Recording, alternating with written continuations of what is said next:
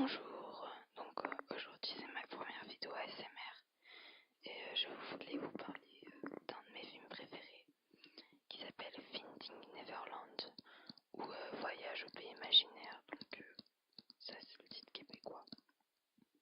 Donc c'est un film qui est sorti en 2004 et c'est avec l'acteur Johnny Depp, donc je pense que vous le connaissez, Kate Winslet.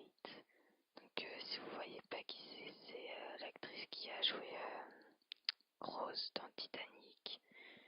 Et si vous avez vu Divergente aussi, c'est celle qui joue la méchante. Freddie Highmore.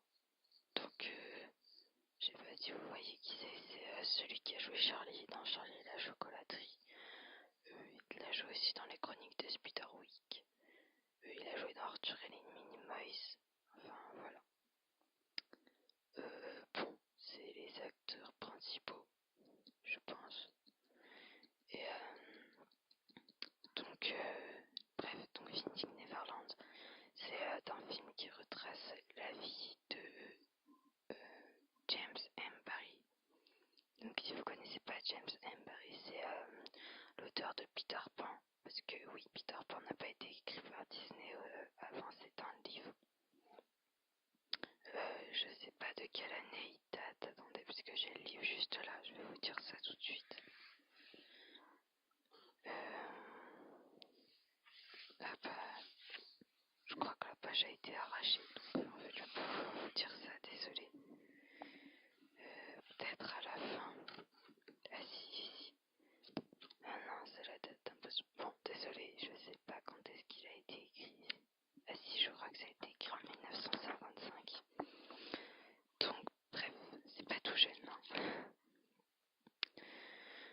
Donc, Finding Neverland, donc c'est un film, comme je viens de vous le dire, qui retrace la vie de James M. Barrie. Enfin, pas sa vie, mais lorsqu'il a écrit Peter Pan. Donc, je vais vous lire le résumé de l'histoire. Londres, début du XXe siècle. L'écrivain James M. Barrie est en quête d'un nouvel élan dans sa vie comme dans son œuvre. Son mariage avec la comédienne Marion Sell est dans l'impasse et le public londonien boude sa dernière pièce. C'est en arpentant les allées de Kensington Gardens qu'il rencontre Madame Llewellyn Davis. Je suis pas trop sûre de la prononciation, désolé. Donc il rencontre Madame Llewellyn Davis et ses 4 jeunes filles. Une complicité immédiate se noue entre l'écrivain et les enfants sous l'œil ravi de leur mère, jeune veuve désemparée qui trouve en lui un véritable ami. Son intimité avec la famille Llewellyn Davis grandissant chaque jour davantage, James M. Barrie retrouve son âme d'enfant auprès de ceux qui sont désormais sa plus précieuse source d'inspiration. Il tisse avec eux la trame fantastique, visionnaire et subtilement mélancolique de Peter Pan. Pardon. Alors c'est un film très beau, j'ai trouvé, et puis ça nous remet en enfance. Et voilà. Et ce qui est drôle, c'est que on voit en fait comment il a adapté les personnages et c'est vraiment sympa.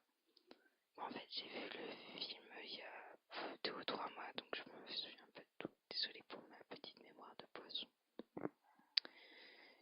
Donc voilà, je voulais juste vous parler de ça pour faire une première vidéo ASMR.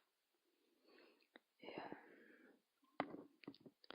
je voulais vous dire que ce film m'a énormément plu et que je pense qu'il peut plaire à tout le monde parce que Peter Pan c'est un film, un dessin animé pardon, qui plaît à tout le monde et du coup ça peut donner envie de lire le livre. Et le livre j'ai commencé à lire, c'est pas tellement pareil que le dessin animé, mais j'ai pas réussi à le finir parce que j'avais plein de trucs à faire, mais je vais le relire bientôt. Voilà, donc c'est une courte vidéo je pense, oui, même pas 5 minutes, désolé pour ceux qui s'attendaient à plus. Mais voilà, j'ai pas grand chose à dire en fait sur ce film, parce que j'ai pas trop d'esprit critique.